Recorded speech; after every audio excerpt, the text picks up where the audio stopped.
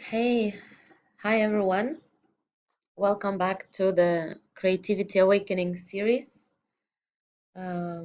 It's me, Veronica, and I'm continuing with week 10.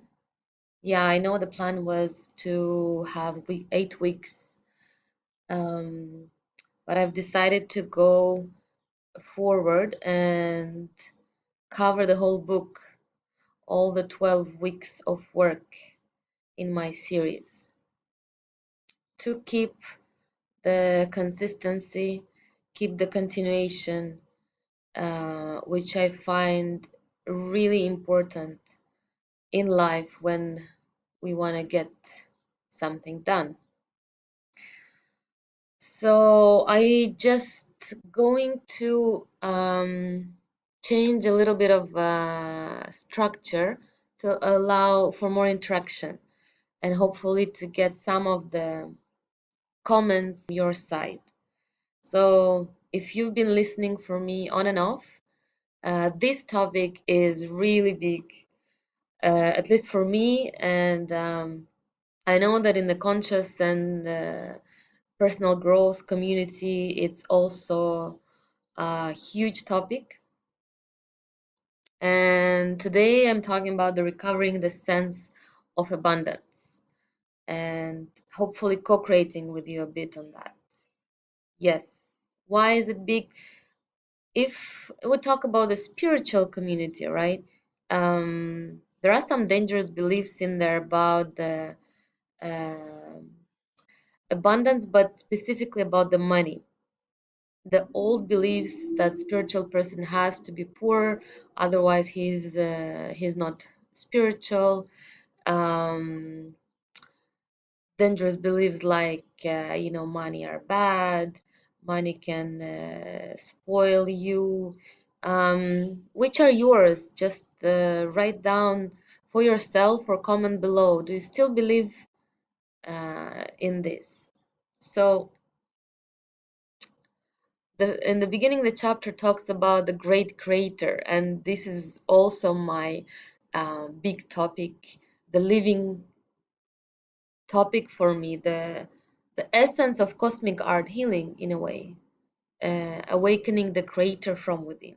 So the great creator, and when we talk about this creative energy, right, something that maybe we cannot touch, the divine, the universal love energy, or creativity, or something that we might see separate from the material, which is not the case. It's all one, and the material is just the representation of that energy, right? So the notion of what we have inside of us and what kind of energies we are playing with, we are connecting to with our vibrations, then materialize in our reality, everything that we have inside. um, and that's the whole point behind the vast topics of how to manifest, right? Um, what kind of thoughts to choose, what kind of emotions bring the reality that we have on the outside, what kind of limiting beliefs, etc., etc. So, topic on money, since it's a very tangible one, since it's really something that many people can relate to, it's addressed by many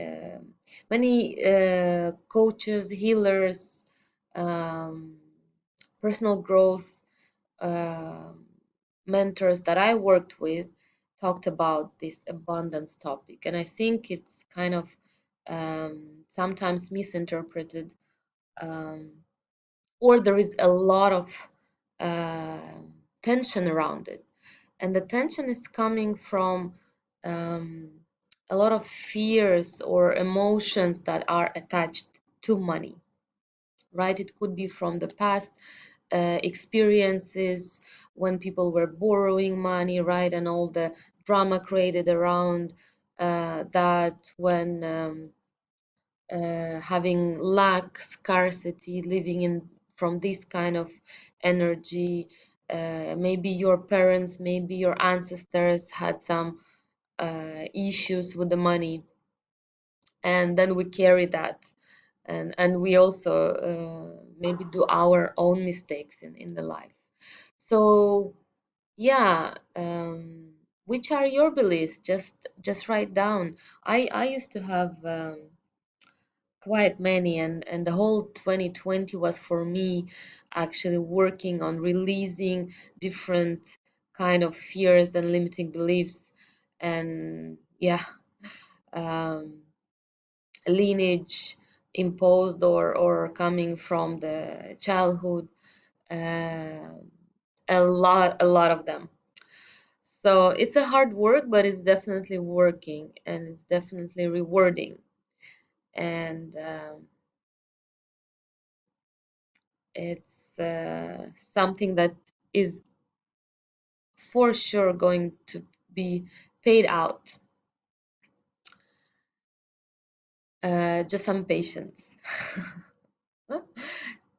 Patience with the processes. It's really huge processes around this kind of topic. So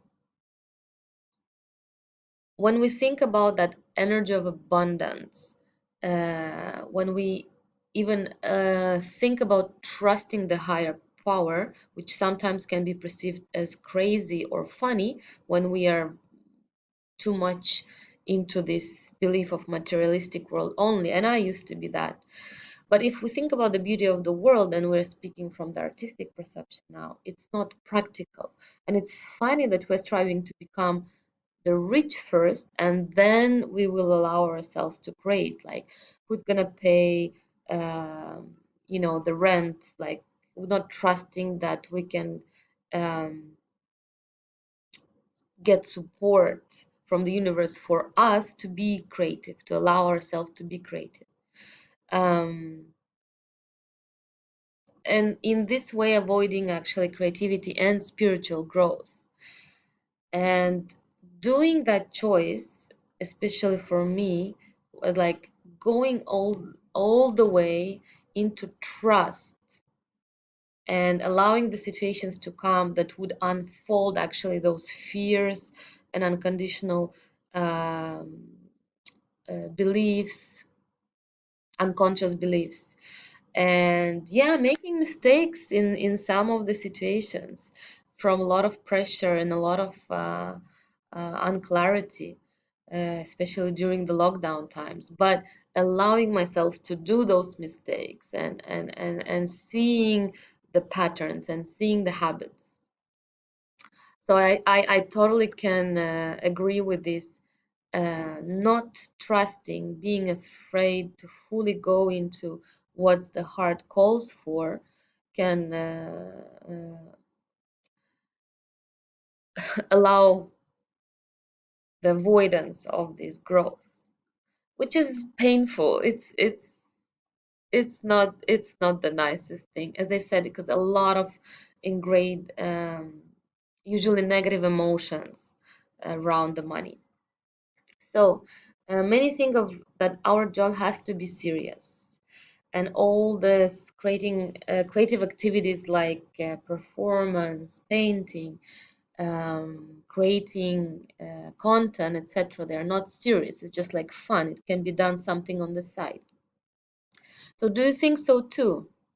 Do you still think so? Sometimes I still think so when I have my doubts, and that actually cost a lot of energy and throwing back, to be totally honest here. Yeah, but if we think about these contradictions of not trusting the universe or whatever you call it, what do you call, what's the best way for you to address to this subtle energy, if you call it, what is it for you? You can journal. How do you see this? If it's a higher power, higher self, or a spirit, or your soul, or loving energy, the collection of higher beings that support you, your angel, guardian angels, or a goddess, or god, a universe, what do you call it? doesn't really matter as long as you really connect to that, right? That resonates with you. For me, in the beginning, this was a huge topic of not agreeing with this understanding of God from the religious perspective and trying to find the way how I really feel about this higher power. If it's your higher wisdom or consciousness, um, or higher consciousness, whatever you call it, whatever it feels comfortable for you, just journal about it. Is it a kind one? Is it the one that wishes for you to be happy and be free? Um, right? It doesn't. Um, if we think about it, if we believe in that, does it have to be? Um, does it have to want us to be poor if we want to be creative? No, if we look around, there's so much creativity around in the nature, so many colors we see, so many um, snowflakes, different kind of shapes. Each of them is unique. So how can we believe that this kind of universe would not support us in actually being creative and express ourselves creatively? So and then we get into this blame state if we don't act on our dream, if we don't fulfill what is it inside. We kind of start blaming, oh, we didn't act on our dream, it's not our fault, the universe is not supporting us. That's a tricky path to go. That's an explanation for our fear to act all the way and go all the way, which is scary. It is scary. It's not scary. At least it wasn't for me.